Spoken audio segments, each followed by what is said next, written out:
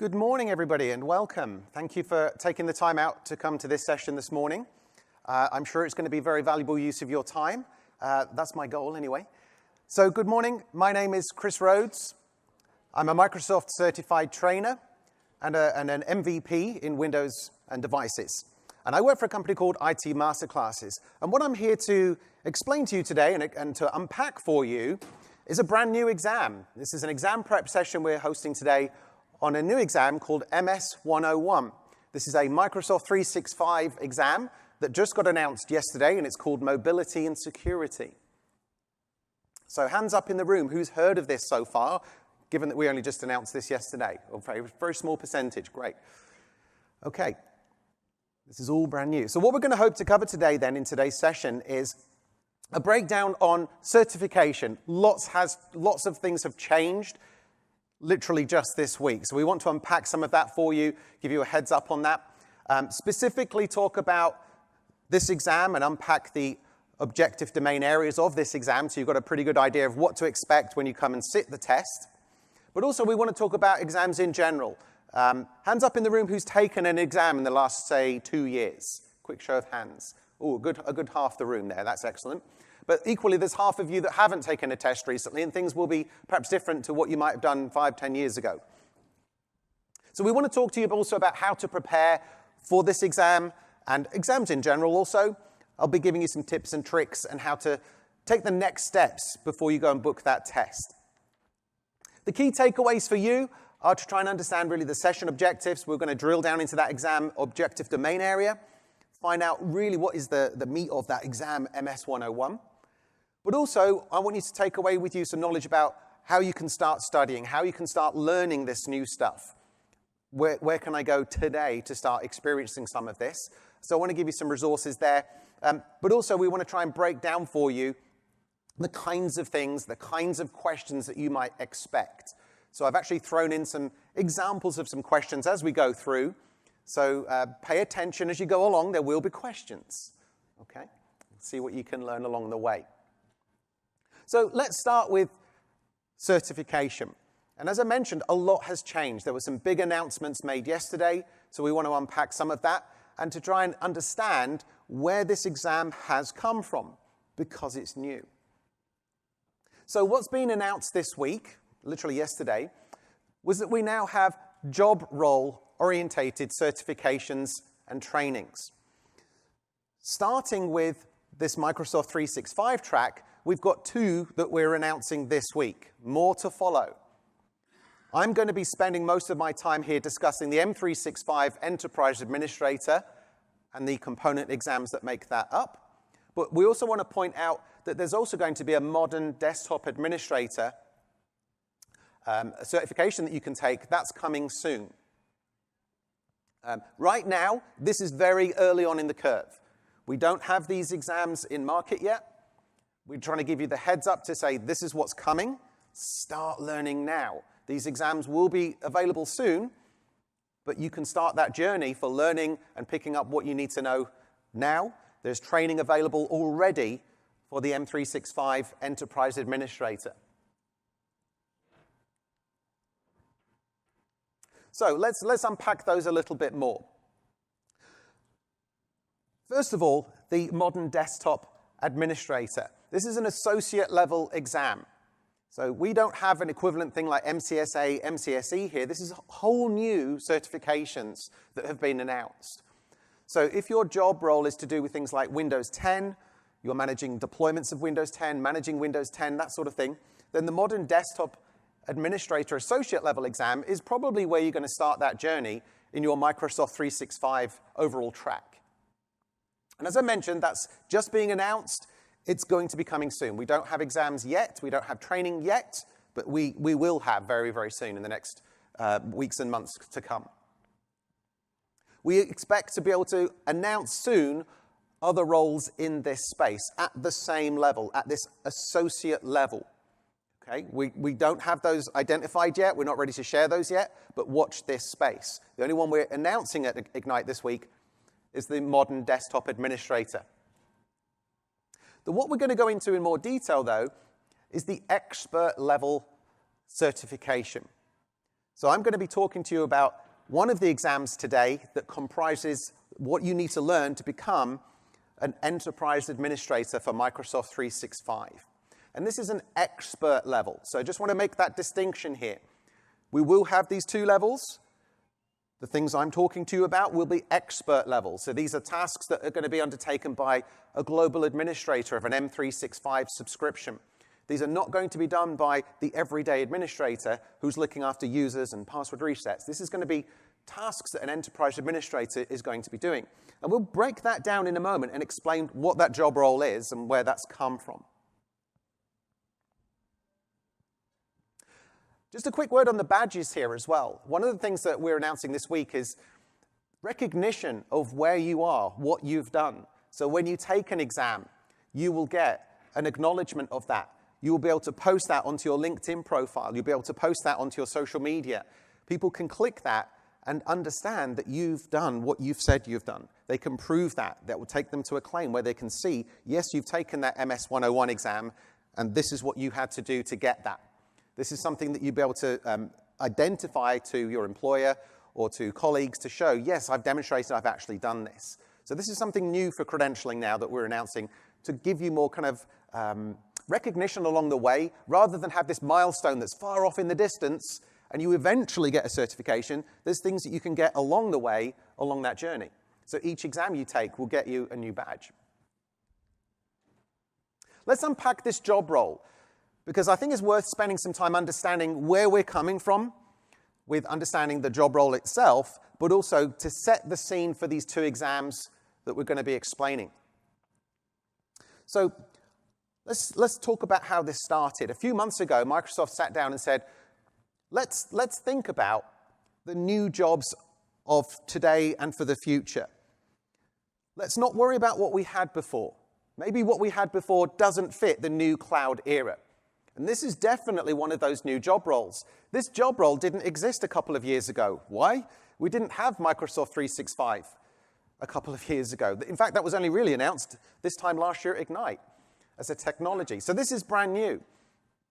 Let me break down what a Microsoft 365 Enterprise Administrator does. And this is based on a job role analysis that was done by a number of subject matter experts to identify what should somebody in this job do. So let's talk about it. A Microsoft 365 Enterprise Administrator takes part in evaluating, planning, migrating, deploying, and managing Microsoft 365 services. They perform M365 tenant management tasks for an enterprise, including its identities, security, compliance, and supporting technologies. We'll talk more about that soon. Candidates for these exams must have a working knowledge of M365 workloads and should have been an administrator for at least one of the M365 workloads, such as Exchange, SharePoint, Skype for Business, Windows as a Service, etc. Candidates also have a working knowledge of networking, server administration, and IT fundamentals, such as DNS, Active Directory, and PowerShell. So does anyone in this room think right now that fits their job title? Quite a few. I'm surprised. That's cool. I'm really impressed. The world is changing quickly. This is a job role that subject matter experts have defined and said, if you're going to be this person, some of you are already doing this. That's fantastic. About a quarter of you put your hands up. But many of you may be aspiring to this. Maybe this is something you're going to be doing in a year's time. Maybe your company hasn't actually carved out that job description yet. As I say, we're unpacking this very early in the process to give you this heads up so you can start thinking about where your job might be, where maybe your job's transforming. Maybe you're no longer doing desktop support. Maybe you're not doing Office 365 support. Maybe this is you in 12 months' time. I sincerely hope so for some of you.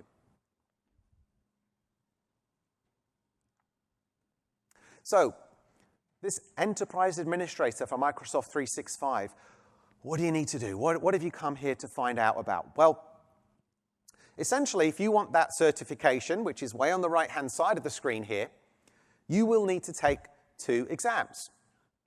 We're here today to talk about MS-101, which is the Identity and Security exam. We'll also be doing an exam prep session on MS-100 tomorrow.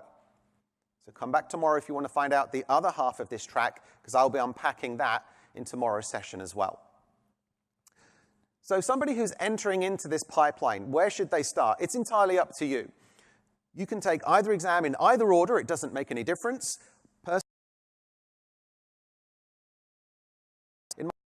Because that will give you the confidence to check that one off and then study for the next one. But it's entirely up to you. There's no order you have to do these in. If you're taking MS-101, then what you're going to need to know about is things like device management, security management, and compliance management. And those are going to be trainings that are going to be made available in terms of courses, learning, plural site. There's a wide variety of people already creating content for this at the moment. Many of these are yet to be in market because this is all brand new. It's only just announced. But very much watch this space. If you're studying for MS-100, you've got things like tenant and service management tasks. We've got identity management and Office 365 management. You'll need to know all of those things to be successfully certified as a Microsoft 365 Enterprise Administrator. First of all, any questions on that? This is all new stuff. Kind of expect that some of you may have questions. If you do, come up and use the mics, please. Please. Are these offered over here this week, or they're coming soon? These are, yeah, good question. Are these offered so far? Not yet. These exams are coming very soon. We're hoping around November. That's what we're pitching for at the moment. Okay, so not this week. Not this week. There are many exams you can take this week. Pretty much all of the Azure exams, the new ones that follow suit with this new roadmap of job roles. But these are yet to be released to market. So we're expecting those to go into beta around about November. That's our aim. Okay? Which isn't that far away. Okay? We're at the end of September now, so actually it's only a few weeks away before we're hoping that those will be in market. So start studying. That's our message today. No, you can't take an exam on this today, but you shouldn't be doing because we haven't even announced what this is involving yet until today. So we want to unpack that so you can go away after this week and start studying. Or better still, put into your calendar this week the sessions that are on Ignite so you can start learning to this. Okay? There's absolutely loads of Microsoft 365 sessions on during the week here at Ignite. Start putting those in your calendar or watch them when you get back. Start prepping for this now. So let's have a quick think here about exams in general. We're going to have an overview of exams and what's involved in those. There are some new announcements I want to break to you as well. And then what we're going to do is spend the bulk of the rest of the session talking about the exam objective domain and breaking that down and understanding what you need to know to be able to pass that test. So let's start with the exam overview. Exam basics. Every exam is slightly different. They focus on different technologies. As a result of that, there's slightly different things you need to know, of course, but we measure you slightly differently in terms of the number of questions. So approximately, you're going to find on any test that you do, be it one of the Azure ones that you could take this week or the MS-101 that you'll be able to take in a few weeks, you're going to have about 40 to 60 questions. Questions are usually worth the same value, but some may be worth more than 1 point. Some questions may have multiple parts to them. They're more complex, they're more involved. So some questions get assigned more than 1 point. Maybe just a straightforward multiple choice is, on average, 1 point. Other questions, maybe 2 points, maybe 3 points, depending on what it is. One piece of advice I would give you is always answer every question, even if it means guessing if you're running out of time. There are no negative assignments here. If you get a question wrong, it doesn't count against you. It's always worth putting something down there just to get, hopefully, something out of that. Leaving a question blank makes no sense. You should always answer every question, even if at the last push, it's a guess. You never know. Some questions can't be skipped. Sometimes you work in different distinct sections within an exam. I'll be talking about that more in a moment, where you have to answer that series of questions as a block before you're allowed to continue to the next section. So whilst there's an overall time for your whole test, there are sometimes mini blocks within that you have to complete before you can move on. If you're never sure about an answer, something that I would definitely do, and I do myself, is mark it for review. You can tag any question and say, I want to mark that for review, and at the end, I can come back and assess all of those review questions to make my final choice. If I wasn't quite sure, maybe sometimes when I do an exam, my nerves are quite on edge when I first start. So I maybe need to mark the first couple just until my nerves have calmed down, and then I can go back and sanity check those.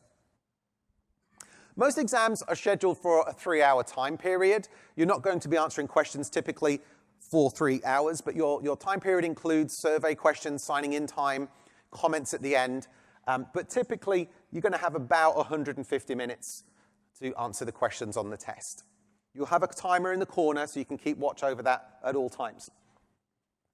These days, we do have a lot of multiple choice questions in exams, but we also have a different variety of questions. If they were all multiple choice, frankly, you'd get bored halfway through your test. We don't want that. We want you to stay awake the whole test and successfully complete it. So we like to spice things up. We like to have things like build list questions. That means put these tasks in a certain order that they have to be done in. We sometimes have drag and drop questions. Drag this target to this source. What do you need to do to achieve this goal? Sometimes it's drag and drop. And there may be several things you have to drag over to several targets.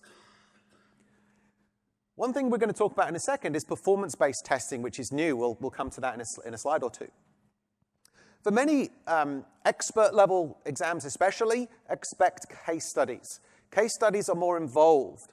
Case studies give you much more detailed information about a scenario, about a company, and what they're hoping to achieve. We usually give you information that sets up that scenario. What's their environment like? What does their Active Directory look like? What does their M365 environment look like, for example? And then we'll give you a series of questions based on that scenario information. So you'll spend quite a bit of time reading, and then you'll have a series of questions that relate all back to that same scenario information. I quite like case studies myself because it's more real world. It feels more like the kind of job I would be doing if I was advising a company or building out a solution inside my own company. They feel real world to me. That's the goal with those.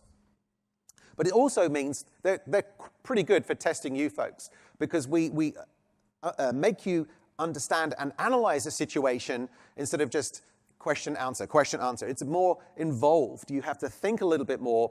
And that's better for us in a testing perspective to understand, do you really understand the technology? We want you to pass this exam. We want you to be the qualified candidate.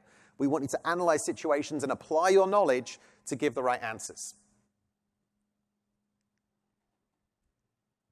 This is a new thing we just announced at Ignite this year that you're going to start seeing in all the new tests. If you go and take one of the Azure tests, the minute you step out of this session, you will start to see this for real. This has gone live now this week. And it's called performance-based testing. This is a new thing that we're starting as of the Azure 101 and Azure 100 exams, but expect to see this across all the new generation of certifications, including the ones we're talking about today. And what we're going to give you here is an environment that you connect to. So in this case, we've got a screenshot of an Azure portal. If you were taking an Azure exam, we're going to give you an Azure portal as part of your performance-based test. So we're going to give you some tasks.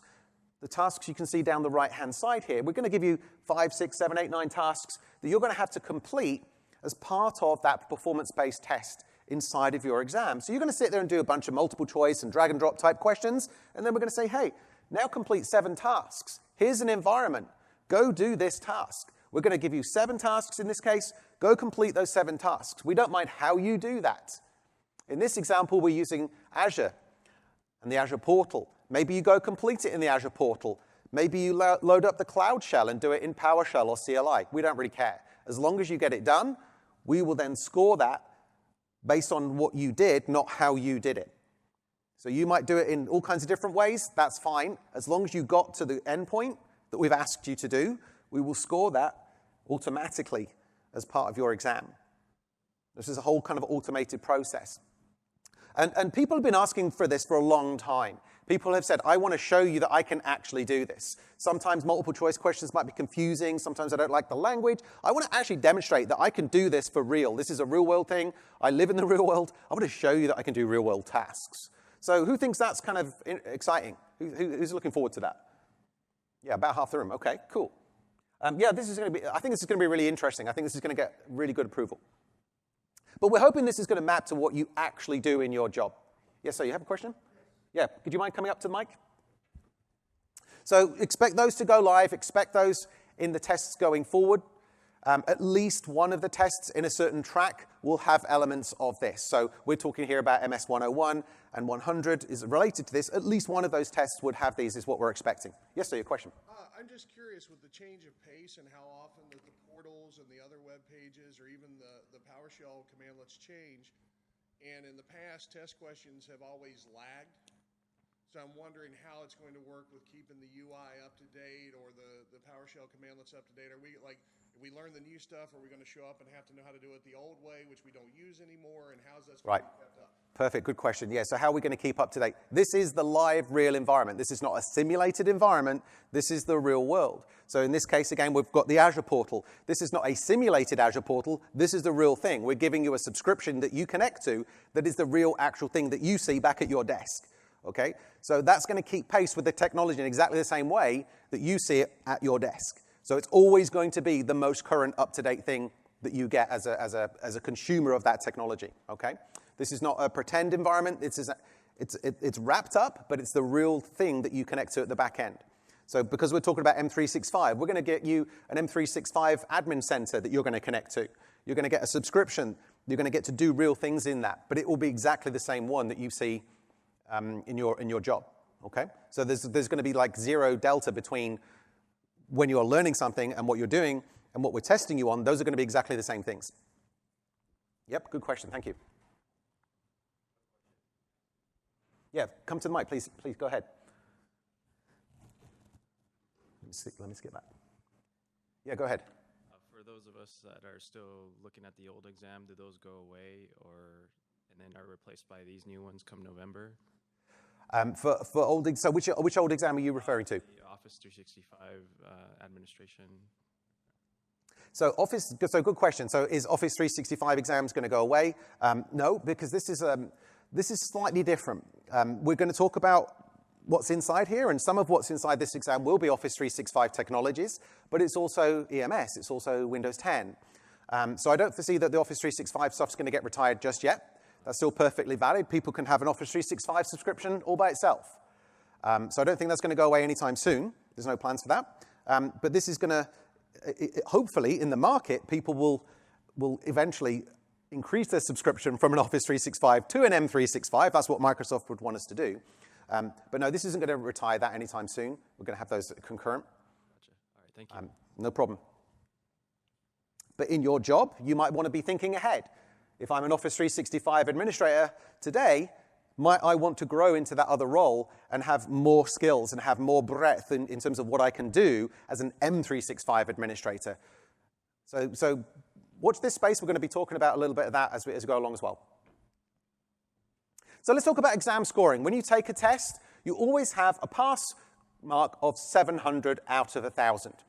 One misconception people have is that, hey, that means 70%. Well, no, it doesn't. The cut score might be 50% or 75% or 90%. That's never exposed. That's all based on how the test is performing and how people actually complete that in the real world. Maybe that changes over time based on if people are finding it really, really tough, maybe that score will be lowered over time. They assess that on a continual basis. But when you're looking to pass an exam and you get your score report, what you're really looking for in that score report is a score of 700 or more. That means you've passed, well done. Okay? If you got 1,000 points, good for you. But 700 is what you're looking for as a passing score. So, a few tips. As I said already, there are no negative points for wrong answers. Always answer every question. It cannot harm you. Obviously, we'd like you to answer all of those well, with knowledge and with aptitude, but it pays definitely not to leave anything blank. Always fill in an answer. You can sometimes skip questions and come back to them at the end, unless it's in one of those blocks, like a case study or a performance-based test. But generally speaking, you go backwards and forwards or mark questions and come back to them later outside of that. Now, exam question structure. Something that I hear sometimes from students when I teach them is that they get confused over language. So I just want to kind of explain how an exam question is structured. They all follow the same anatomy. They all follow the same pattern.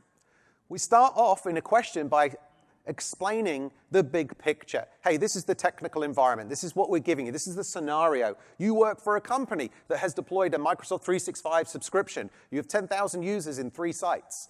That's the big picture that we give you up top in the environment. We then give you a problem statement. Users are not authenticating to Azure Active Directory and cannot reach their mailboxes as a result. Something like that. That is your problem statement. And what we'll then give you is a goal statement. You need to ensure that users can reach their mailboxes and be authenticated by Azure Active Directory. What should you do? Okay, so they tend to follow that same pattern. We use the same language, and that's deliberate. So knowing this up front means that you're able to quickly scan to the information you want. The first words are always going to be very, very similar. They're going to be, you have a subscription, you are a developer, you have an account. Then we're going to say what the problem is, and that's where you really need to spend time. What is the problem that we're being asked to fix here in our solution? And the goal is going to say, you need to do this, or you need to recommend a solution that does X, Y, Z. Okay, so you've really got to look at that goal statement, because that's what we're asking you to write at the bottom. You need to accomplish this goal. You need to ensure that such and such is fixed, or you need to recommend a solution that meets the goals that we set out above. That's where it's really important to focus. So that was some generic stuff on exams all up. That was definitely going to help you for all tests that you take. They are all standardized in that way. What we now need to look at, though, really, is MS-101. That's what you came here to learn about. And as I mentioned, this is one of a pair of exams. You need to do 2 exams to be a Microsoft 365 Enterprise Administrator. And this exam focuses on 3 main functional groups. Implementing modern device services, which is about 1/3 of the points. Implementing Microsoft 365 security and threat management. And then finally, managing Microsoft 365 governance and compliance. Then what we're going to do next is kind of break those down in each area and deep dive into each of those functional group areas and explain and unpack what's involved in those. Before we do, just one thing I want to kind of give you as a picture here, which is, let's just remind ourselves what M365 actually is comprised of. M365 is a subscription. It's a package, but it's comprised of lots of different technologies. So putting the marketing side away to one side for a second, as a technologist, what do I need to know when I'm approaching these exams and I'm studying? Well, I need to know that, yes, M365 is made up broadly of Windows 10, Office 365, and enterprise mobility and security, but it's not just that. It's how they tie together. It's the technology that underpins those. I'm managing this as a bunch of services, not 3 individual silos. I'm managing it as an integrated solution as an M365 administrator. I need to manage the subscriptions. I need to manage the tenants. I'm looking at this holistically. That's where you should be coming from. Now, some of you said, oh, I'm an Office 365 administrator. Well, great. Maybe you know 1/3 of that silo really, really well. What you need to now do is go sideways out and learn EMS and Windows 10 and how those things knit together as well. Or maybe you're coming from Windows 10. Maybe you're a Windows 10 expert. Maybe you're already certified in Windows 10. Fantastic. That's 1/3 of it then in the bag almost. But now what we need to do is learn the other areas and, again, see how those relate to one another. Because that's really the big thing with Microsoft 365. It's not just 3 individual silos. It's how do I apply Azure Information Protection to Windows 10 for information that might be stored in an email inside of Exchange Online or SharePoint Online. Everything is knitted together, and that's what you've got to appreciate and start getting your minds into with M365.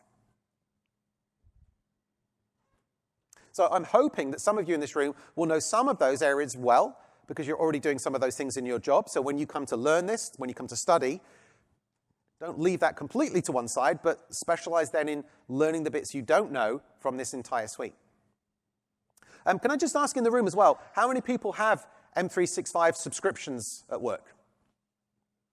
Okay, a good half to 60%. That's excellent, good. Okay, so let's deep dive then into our first area. Our first functional group, let me just wind back. Our first functional group is all about implementing modern device services. So let's dive deeper on those, starting with the first may include area. And that's manage domains. So when you're setting up subscriptions, you need to understand about why you might want to use not just the default domain that you get when you set up, but adding other domains in here, verifying those domains.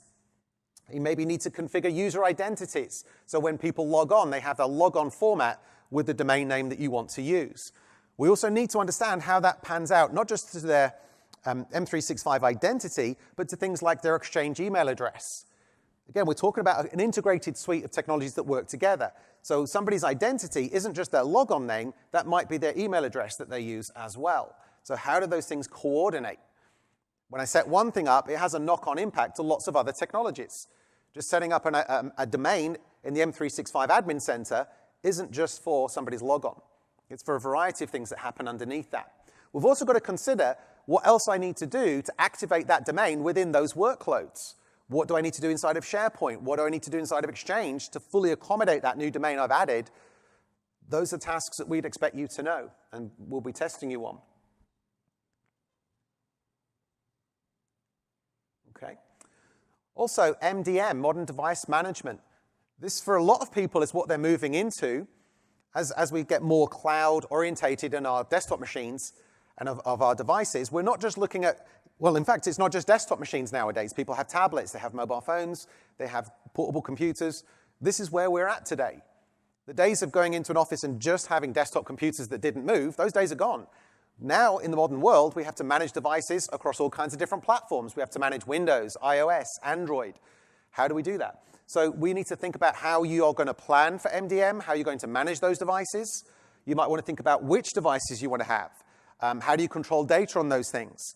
Are we going to be able to wipe devices if they have corporate data on and the device is lost? You know, these are kinds of things that come up under MDM.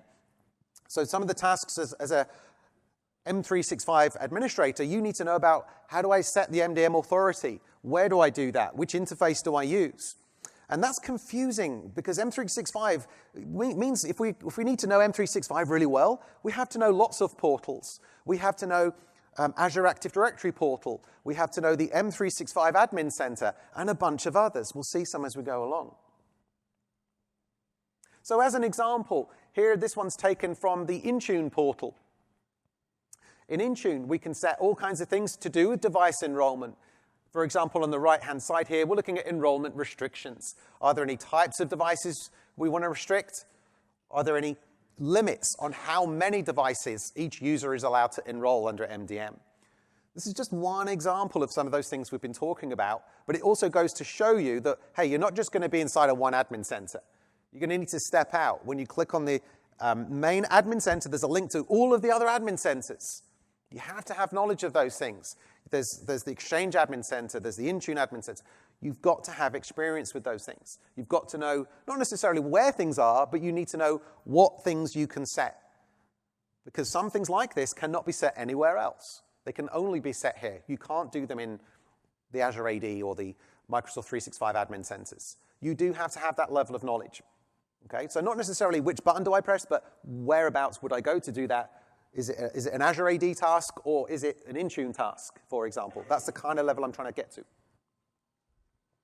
When it comes to device compliance, this is something that's again, quite new for most of us, is we need to think about, if I've got these iOS and Android and Windows devices all managed, do I need to have them compliant? Do they need to have policies on them? Do they need to be controlled? Do I need to set up conditional access policies for application access? And if so, what kinds of things can I put inside of a conditional access policy? Has anybody here in the room made a conditional access policy before? Okay, about 10%. All right, good for you, 10. The 90, learn what these are. Okay, because these are a modern part of how we manage devices and control people's access to applications going forwards as well. So here's a screenshot from, again, from Intune, to show you things like how you can check for compliance. Maybe I've set up a compliance policy, and I want to check how many of my devices, at the moment 0, how many of my devices are compliant to that policy and how many are not. So a big part of M365 management is also about reporting and seeing, not just setting up the policies, but reviewing what impact those policies have had and how successful those have been in applying to the devices as well. In this case here, we're in Intune. Actually, you could do this in Azure AD, I seem to remember as well, this is creating a conditional access policy. So you can nominate things like applications, how people need to authenticate. Maybe you insist on multi-factor authentication when people are accessing certain applications. If you haven't done this before, as most people in the room have not, it's definitely stuff you need to practice and play around with. Let's move on to the next section, plan for devices and apps. Lots of things going on in here. You might be planning for a Microsoft Store for Business, so you can present applications to users for them to consume. You might be thinking about how I deploy apps. You know, in the modern world, we may not be using traditional tools like System Center Configuration Manager. We might be using instead things like Intune. How do I deploy apps using Intune? How do I deploy apps using other methods, such as the company Store for Business? There's new ways of doing things that you did traditionally on premises 3, 4, 5 years ago. Learn the new ways. This is an M365 administrator, so we're thinking cloud first all the way. We're not probably going to be testing you on Config Manager, hate to tell you. This is going to be looking at Intune for managing applications and devices. So if you deal with a lot of on-premises technologies, it's now time to scale up. It's now time to learn those cloud technologies because we're very forward-thinking here with this M365 role. We're thinking cloud predominantly, if not 100%, 99%. We're not ignoring on-premises, but most of these tasks are done outside of the organization in terms of they're done in the cloud. They're not done on a server on-premises. Okay, so some examples here. How would you create a store for business? You need to configure that. What do you have in here for the users to consume? So these are just some examples that I took as screenshots. App protection status as well. So again, it's about reporting. A lot of M365 tasks are going to be reviewing what was set up.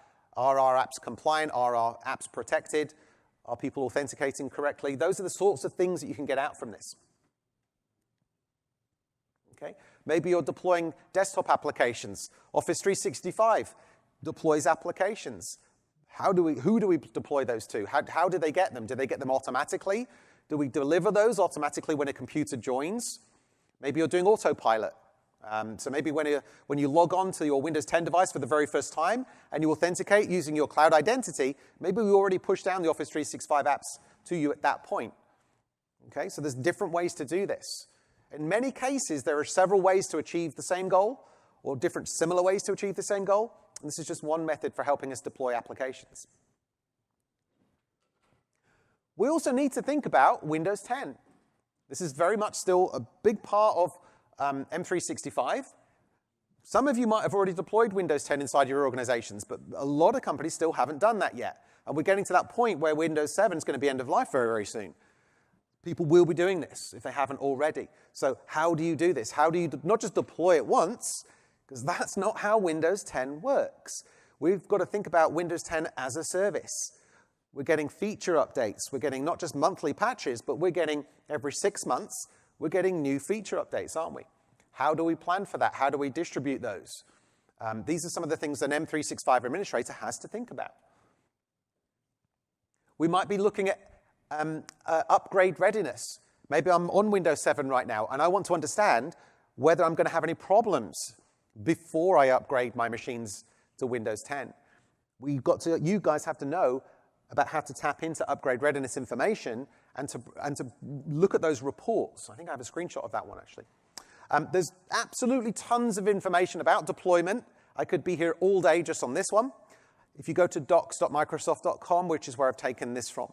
So if you're perhaps that gentleman earlier, like you're an Office 365 administrator, and you don't really do this in your job, there's tons you can learn about this. Or maybe your company already deployed Windows 10, so you didn't get involved in that project. Still learn how to do it. We're going to measure you on that on the exams. We're going to make sure you know how to deploy Windows, not just once, as an ongoing story, making sure it's kept up to date constantly. How are you going to do that? Are you going to do different deployment rings? So I definitely would urge you to read some of this stuff, understand Windows Analytics.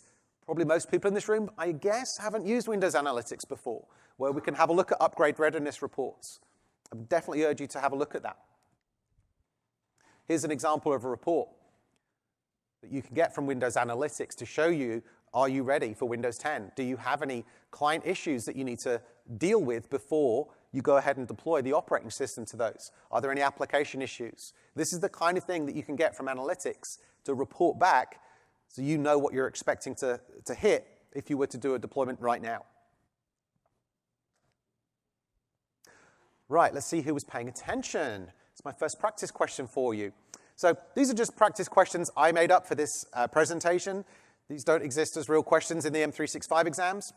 We haven't got them yet anyway. So let's just see what you think.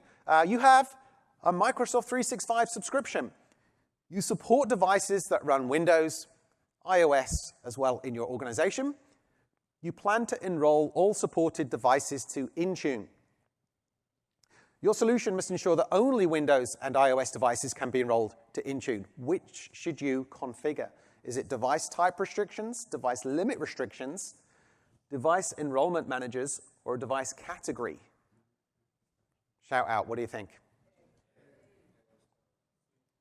Hey, are you right? Yes, device type restrictions. You were paying attention, thank you.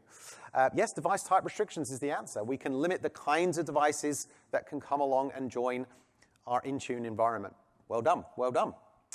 If it's this easy, you're going to pass like anything. Okay, let's move on to the next section then. So the next functional group area is looking at implementing Microsoft 365 security and threat management. And for many of you here, I suspect this is an area you're definitely going to need to brush up on because a lot of it is brand new and you probably won't have touched it in your jobs so far. I could be wrong, and I hope I am. So we're going to look at a few areas here. Has anybody done any work with cloud app security? A few, a small handful, okay. So the rest of you guys, what do you need to know?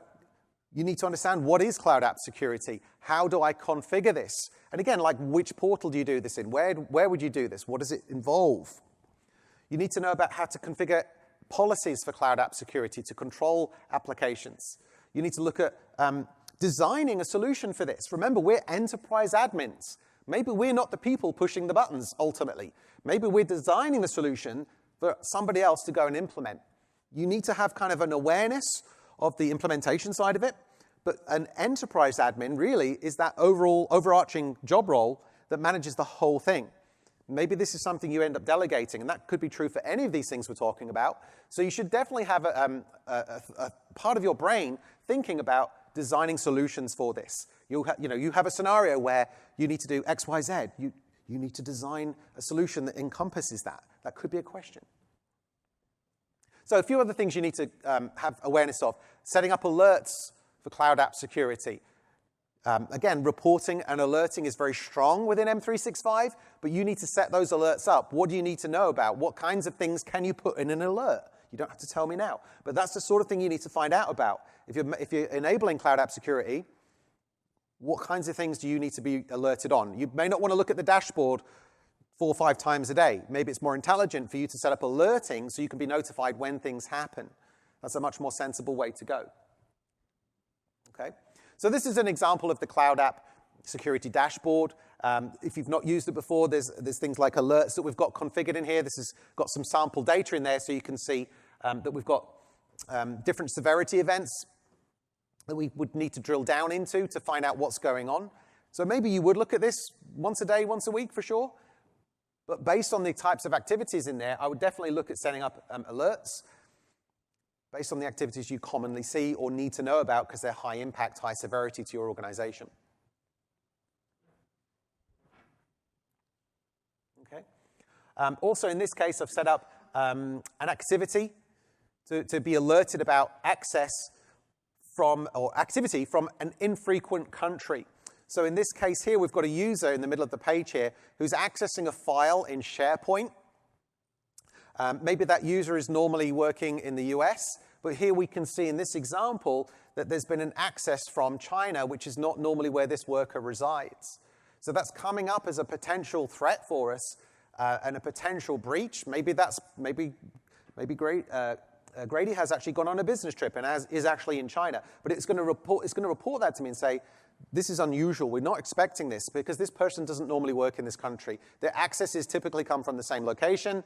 This is unusual behavior patterns we're identifying here. You might want to know. So this could be something you've set up as an alert.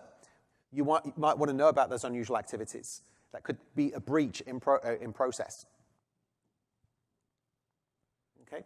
Lots of other built-in policies that you can leverage like that in cloud app security. Logons from risky IP addresses, publicly shared confidential files. Those are things that organizations need to know. Hey, we all live in this GDPR world these days. We can't have publicly shared confidential files because that's not confidential anymore, right? If it's confidential, it should not be publicly shared. So if that's happened, that's a breach. That's a GDPR breach. Not just an information breach, but you may be in violation of laws now with GDPR. So a lot of companies are very seriously looking at this to solve those GDPR-type questions that come up. Okay, threat management. Let's take a look at this. The bulk of this is all about advanced threat protection, Azure Advanced Threat Protection. So anyone deal with that currently? This is a fairly new area. A couple of hands, okay, a few, very small percentage. So you need to think about, what do I want in my threat protection landscape? What kind of designs would I need to create to make sure my information, my users are kind of protected? So you need to know about ATP, about the policies that you can create in there. For most people, this is new. Start learning this stuff now. So you can figure out, what can you do with this? What are the examples of things that I can actually achieve with ATP, and why would I want that? Well, you want it because it's part of your package. Why would you not want this? You're paying for it anyway, but most people may not be immediately aware that this is part of an M365 subscription. It's definitely a great piece of tech. I would definitely urge you to go and look at this, because in the real world, this has some really good relevance to the sorts of things we need to look out for for data, for users. But you've got to think about, how do I deploy this? This is probably a new service for many organizations. It takes some thought about how you're going to deploy that. And again, like, how am I going to alert people? Who's going to be alerted? What kind of incidents do I need to be alerted upon when they occur? Okay, so just to give you some examples, if you've never seen ATP before, there are some things you can be told about, like anti-spam. What actions do you want to take on this as well? You can automate a lot of your reactions to this. So, for example, safe attachments. We want to check that all the content in our email attachments is safe. It doesn't contain any malware. It doesn't contain any ransomware. We want to make sure we're protected with ATP for that, so that when we send an email, we can send it with confidence, that it's nice and clean, and it doesn't have any nasties in there. Okay. Also, on the back of that, Windows Defender ATP. Know how to implement this to the desktop. Know how to implement Windows Defender ATP solutions for the desktop computers that are going around. And increasingly now, of course, they're portable devices. There's more risk when you move around a lot. You're all on a Wi-Fi network that's not your own this week, if you've plugged a device into the Wi-Fi network here. There are risks when we do that. We have to be protected. We've got to think about computers out in the field, going on customer sites, coming to conferences. How do we protect against those? You've also got to think about Windows Enterprise features and how those might complement. With M365 subscriptions, you've got the opportunity to use Windows 10 Enterprise. Many of you might be on business packages, Windows 10 Business. Maybe you need to step up. Maybe there's things that you can leverage now that you've got this brand new subscription, that are part of the operating system that maybe you didn't have access to before. There's a ton of things in there that distinguish Windows 10 Business editions to Enterprise editions. Find out what those things are. What are those features that we're talking about? So again, just some examples here. This is the safe attachments, one that we were talking about. I'm up inside here in threat management in my admin center. And there's a whole area here for understanding what's happening right now, what things you've set up. So in this case here, we're creating a safe attachments policy. How should we deal with attachments for unknown malware? Should we take no action? Should we monitor that? Should we block that? You're absolutely in control of this, but you're the person setting this up. An enterprise administrator is typically the person who's going to be defining how this works for their organization. So there's a lot of responsibility that comes with that role. Okay, maybe one of the dull areas, but reports and alerts are actually probably one of the most valuable things that you can get out of M365. So there's things like service assurance. We need to know about identity protection, making sure that the information and the identities that we're looking after are being used the right way. We've got a ton of dashboard reports for that. You also need to know who can do that, as an example as well. Can anybody do this? No. There's certain individuals that you can assign responsibilities for. So one of the things I would look at when I'm studying is understand all the different roles that you have. Okay, find out what the roles are in M365. You don't want to give global admin privilege to everybody. Okay, just in case you were wondering. You don't want to do that. That's bad. Yes, there needs to be at least one person, probably several, but a very small number of global admins. Beyond that, there's other people that can do other tasks. How do we split this up? Maybe we have a security officer inside our organization. How do I empower that person to perform those reports, to understand those reports? Maybe they're not setting them up. Maybe I'm setting them up and they're reviewing them. So you've got to think about how that kind of split administration works. But again, you're the enterprise admin. You're defining how that works, even if you're not the person directly consuming those reports on a daily basis. So in this case here, for example, we're inside of the Azure Active Directory Admin Center. We've probably gone to our home page for the day, which is our M365 Admin Center, and maybe from there we've launched out to Azure AD in this case. So we can see if there's any identity protection alerts, we might want to set those up, have some emails sent to the relevant folks. So maybe, again, I'm not perhaps receiving those as the enterprise admin, but maybe my security officer, my security team, or my identity team is receiving those alerts, but I'm probably setting the alerts up. Okay? So that's the kind of person an enterprise admin is. They may not be receiving every single alert, every single email, but they're defining who is for these different areas. Okay? So if you haven't touched things like Azure Identity, Azure AD Identity Protection, check it out. It's a premium Azure AD feature. Have a look at that. Okay? And again, reports. I'm not going to read all of these out, but you've got dashboards here. So that, again, there's a crossover between where you might go to see some of these things. It's not just going to all be in one place, unfortunately. Here's another screenshot where we're actually in an Office 365 alerts dashboard area to look at some of these things, such as, I can't remember which one this is now. Elevation of privileges, elevation of administrative privileges here is being reported on, for example. Okay, so let's see who was awake. Another practice question. You have, by the way, did you notice I'm trying to be consistent with my language here? This is not like the real exam questions. You have a Microsoft 365 subscription. You need to examine reports that show users flagged for risk. Which portal should you use? Is it Azure ATP, Microsoft 365 Admin Center, Security and Compliance, or Azure Active Directory Admin Center? All of those are real places, but which one? A few different answers, but predominantly people said C. No, it's Azure Active Directory Admin Center. You must have been dozing. I did have a screenshot for that. Okay. But this is part of the challenge that I was trying to explain. There are numerous. You've got to know them all. You've got to know what can I do in each place. Sometimes there's overlaps. Sometimes you can do the same thing in two places, but for most tasks, they're in a specific area only, and that's kind of a challenge when you're learning. I have the same problem. I quite often load up the M365 Admin Center and I go, oh, where is it I want to go? And I'm maybe clicking a couple of places before I remember. Oh, no, it's in the other Admin Center. Okay, when you come to the test, you've got to know those things. Okay? Don't worry, we're all friends here today. It doesn't matter you got it wrong. Some of you got it right. Yeah, question, come up front, please.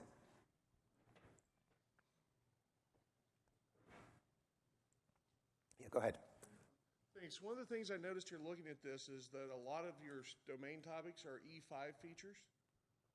So does licensing play at all into the planning area of the skill domains, or how does that work as far as like the different SKUs and what's available in them? That's a really good question. Thank you for that. Yeah, so the question is, a lot of the screenshots I have are some of the most top-level enterprise E5 type SKUs. Yeah, good point. We're assuming from a study point of view, from an exam point of view, that you're using absolutely everything possibly available. Now, you personally may not have that most highest of SKUs personally in your organization. Maybe you didn't buy E5. Assume, for the purposes of the exam, however, that you are using all possible, or you have all tools at your disposal. Assume E5, for example. That may be tough for some of you because you may not have physical access to that. Read around, watch a lot of videos, come to sessions this week. There's plenty of things you can learn about without necessarily having it in front of you. That would be the ideal, though. If you can get hands on an E5 subscription and play with that, that is the ideal. But we're assuming for this exam that you have access to the widest possible range of tools. Okay? Because if we created the exam, say, just on M365 Business, not Enterprise, People would complain and say, well, when do I get tested on that other stuff then? All the really good stuff that enterprise people get, when do I get tested on that? And then we'd end up with two different pathways, and that would be really confusing. So we assume the highest possible SKU, the widest possible tool set. For some of you, that may be a bit tough to chew on because you don't have that yourselves in your organization. You'll have things missing, in other words, in your portals. Go that extra mile and find out what those other areas are, either by watching videos, by doing online learning, by coming on a course. You've got to plug that gap. So I'm not going to lie to you. You've got to know those things. We're assuming kind of the E5 type SKUs. Yeah. Yeah, good question. Okay, last area, folks.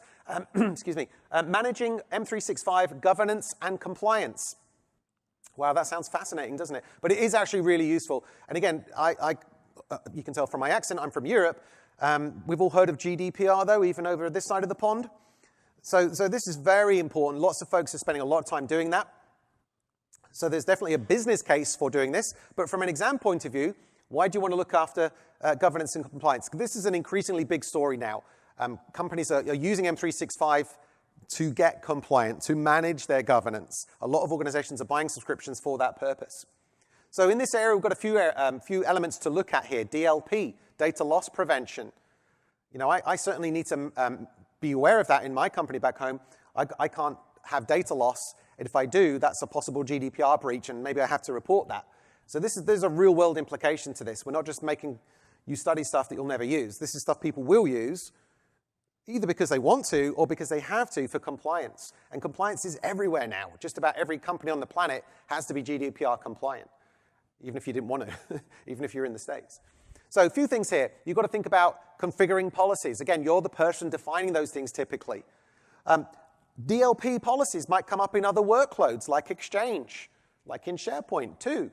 You've got to have a knowledge of those things because DLP isn't just done in one place. It can be done in several places. That's why we said at the top of this that an M365 enterprise administrator has a knowledge of those workloads.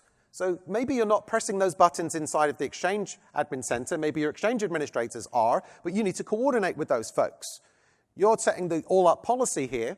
Maybe you're doing some top-level tasks, but then you have to pass responsibilities down to your SharePoint administrators, your Exchange administrators, for them to do the DLP things inside of their workload. So you've got to know where that tie-in is and work together.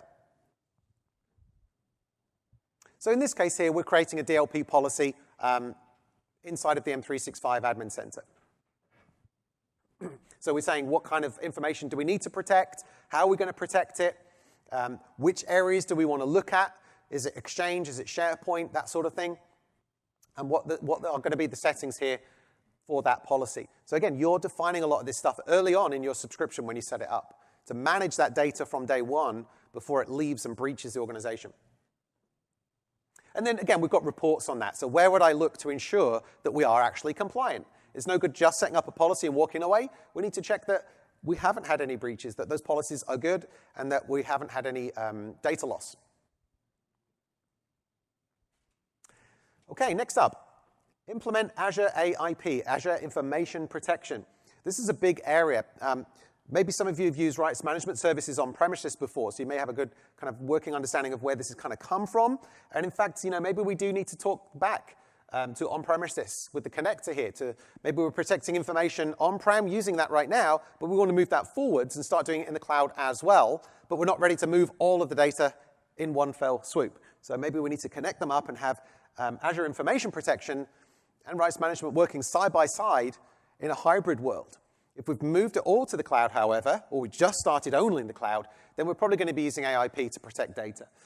So you need to know about things like classifications and labeling, how labeling can be automated. So if I've got a document that has the word confidential in it, how is that information protected?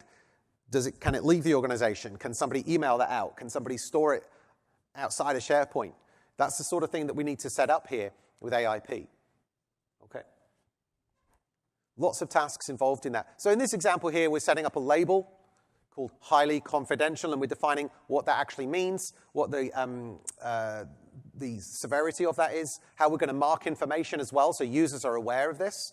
Maybe we silently mark it, maybe we do something visual with that. There's lots of things you can do here around policies. And where am I doing this, by the way? Which portal am I in? Anyone recognize the portal? Yeah, clue's in the name of the technology, by the way. Azure Information Protection, right? So I'm not in the M365 Admin Center doing this. I'm inside of the Azure portal. This is just another one of those portals to kind of learn. Sorry about that. All right, almost through, guys. Data governance. We need to think in the modern world now about not just preventing data from leaving the organization, but how long we keep information for. Sometimes we have to store information for a certain number of years to be compliant. So there's lots of things you can set up here, like retention policies that define those things. For this kind of data, store it for 7 years to make sure you're compliant. We've also got to think about how we're going to back up and restore content and plan for those retention policies I was talking about.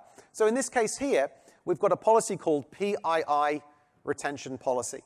It's enabled, and we're applying it to certain workload areas, such as Exchange email, OneDrive, SharePoint, and Office 365 groups. And we're defining how we're retaining that information. So we've set up a 7-year retention for that kind of data here in this case. So this is an example of one retention policy. You may have all kinds of different policies for all kinds of different data. Maybe you've got a policy for your SharePoint data that's different to your Exchange data. Or maybe you don't view that any differently and you have the same policy spanning both workloads. That's something for you to think about depending on your organizational needs. Auditing, very finally here. Auditing is about tracking this. You know, everything that an administrator does, whether it's the enterprise administrator using their global admin privilege or somebody lower down that has a much lower role in the organization, you probably want to audit what they're doing. You maybe have to for compliance and governance anyway, but you can track a lot of what's happening here. So here we can do, for example, an audit log search to discover who's done what and when. When did Chris set up the retention policy? We could track that. That's going to go into our audit log. So you need to know how to do that, how to report on it, how to do this discovery of information. All right, and that kind of brings me over to e-discovery. E-discovery has to be part of that story when we're talking about compliance and governance. People need to search for information. Hey, Chris might have sent an email that had the word M365 in it. We want to be able to track that. Maybe we have to hold that information so he can't delete that out of his mailbox. We may have to use that against him in a court of law. So maybe we need to, so you folks need to know how to set that up. And again, we could be spanning multiple workloads, and that's why your administrator role has to have knowledge of workloads. Because we can't just tick one box in one place to say, hey, let's do an e-discovery, but we can perform e-discovery searches. You need to know who can be empowered to do this. What roles do they need? If I'm assigning someone to do e-discovery, what's the minimum privilege they need to be able to do that? Can anyone do that? No. Do you want your M365 global admin doing that? Probably not. Inside of an organization, they're probably not the person that's responsible for doing e-discovery. It's probably a different group, a different team.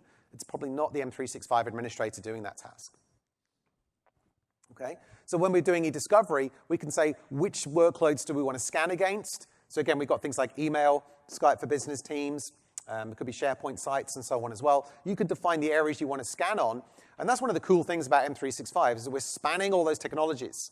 You know, I think a lot of people first thought with M365, hey, it's just a marketing term. It's just 3 products under one roof. Not so. It's about integrating all of these things in a way that makes sense for an enterprise administrator to be able to say, we can tie those things together. We can treat them as individual workloads under one roof. And from an e-discovery perspective, certainly that pays dividends. It helps us to get information found wherever it may be stored. Okay, final practice question then, folks. And then we have a few slides to finish up. You need to recommend a solution that allows an information officer to search emails for possible data breaches. Your solution must ensure that the information officer can access all analysis features, but cannot perform any other Microsoft 365 administrative tasks. You need to recommend a role to assign to the information officer. What should you recommend? It could be records management, it could be e-discovery manager, supervisory review, or reviewer. And all of those are genuine roles. On the exam, they're always genuine things. They're not made up things. So I've followed suit with that here. So, folks, what's your answer? People said B, I think, overall. Let's see if you're right. You are right. Well done. Okay? But you need to know these roles. Okay? All of those are genuine roles that you can use to apply to different responsibility areas in M365. E-Discovery Manager, well done, well done. Okay, so let's finish up here while we've got a few minutes left to think about how are you going to prepare. A lot of this information was all brand new. It's going to take time to digest that and to start thinking about study, so how are we going to help you today? As I said at the top, courses are coming. We have online microlearning already for M365. While we don't have the exam yet, we do have materials. Expect people like Learning Partners, LinkedIn Learning, Pluralsight, and other online course providers to also have content coming out very, very soon. All of those are producing content as we speak. In terms of instructor-led training, I'm going to go into that in a second. Learning Partners is where I tend to work. I'm an instructor. I tend to teach people at a learning center or remotely based on official curriculum. Many of you here might want to blend that. Maybe you want to take a Pluralsight course for one of the pieces of that puzzle, and you want to do some micro-learning on your own by watching some videos and courses online, and then maybe for one element, you want to take an instructor-led course. Microsoft have made it kind of easy for you to dip in, dip out, so you don't have to sit doing a 5-day course to cover everything. Maybe you do a 1-day or a 2-day course to cover some elements. And, like we've already talked about, some of you might know elements of this already. Maybe you're an Office 365 expert already, but you don't know the security and compliance stuff. Just do a course on that then, to fill in the blanks. I would definitely urge you to come and look at the new page that just got published yesterday, microsoft.com/learning/exam MS-101. That's where this information has been published to that I've been going through. So you'll want to go back and walk through that again. But those sections that I've talked about, you can find on there. There's going to be also study groups on there. Okay? We've only just put this page up yesterday, so don't expect too much of the study groups today. But going forwards, we want you folks to collaborate and work together and say, hey, what else did you study? What other resources did you use to study for this area? I'm finding it difficult to find this information. You guys help each other. Okay, we'll pitch in as well. Trainers will pitch in. We'll help, but we want you guys to be in that conversation. We want you to work together. I'm in a study group, and there's engagement every day. People are asking questions. The bulk of those questions are answered within the group by the group members, not the group admins. We want you folks to collaborate and help each other, and you're going to learn loads from that. These tend to work really well. We will have practice tests. Practice tests will be available for these exams after the exams come out of beta. So we're expecting these exams to come into beta around about November.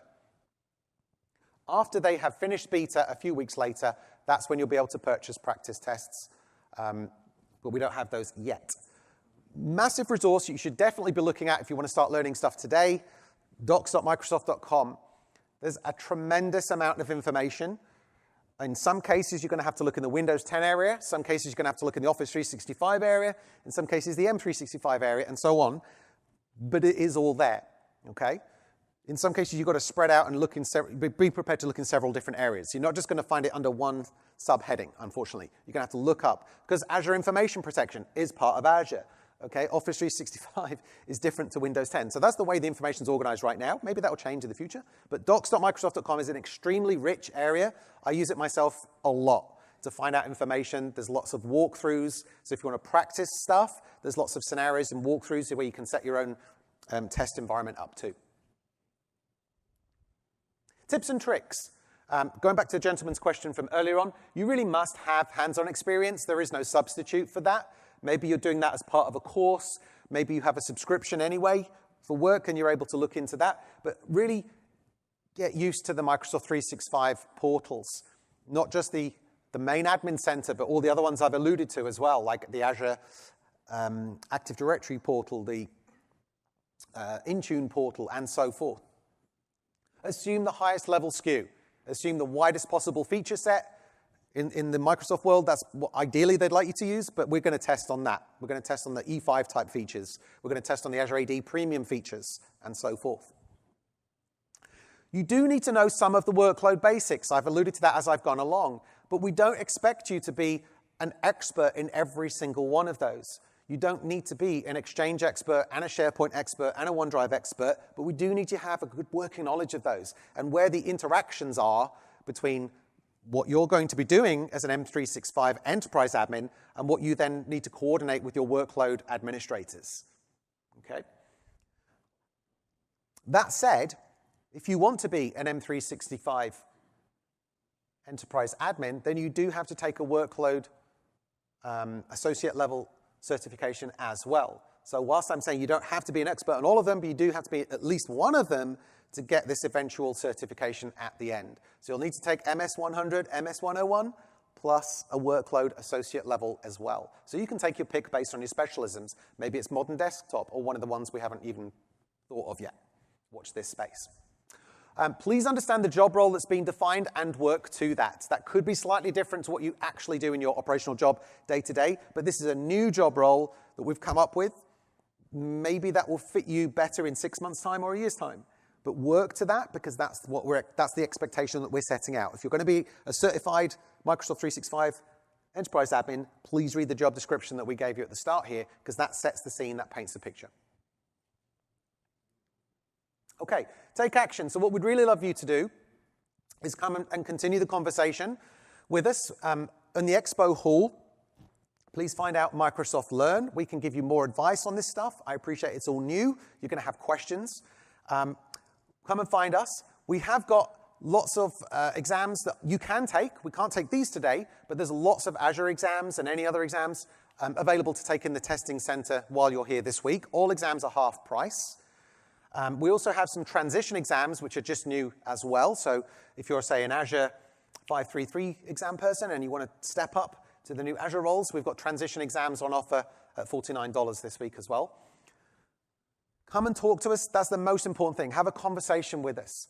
We want to talk to you. We want to open this up and chat with you and find out what your aspirations are, where you want to go, how we can help you, give you some more advice on these specific exams as well, hopefully. Take a look also at the aka.ms/mscert, where you can find all information about this stuff. That's your good landing page to begin finding out more about what to do next. Please come to my other sessions. The companion session to the one we're doing right now is the MS-100 Identity and Services exam. If you want to be that enterprise administrator, you've got to do both. So come to my other session tomorrow if you have time. That's BRK2434. And I'm also going to be unpacking more of the story about the journey and how we got here and the roadmap in the theatre session on Thursday. So we'll be talking more about that job role in a sort of 20-minute theatre format. So if you want to know more about that and how this fits in with the big scheme of things, theatre session Thursday as well. Okay, well, with that, thank you very much for paying attention, and good luck with the exam and the study going forward. Start learning now. That's why you came. Thank you very much for your time, and if you have any questions, please stay behind. Thank you.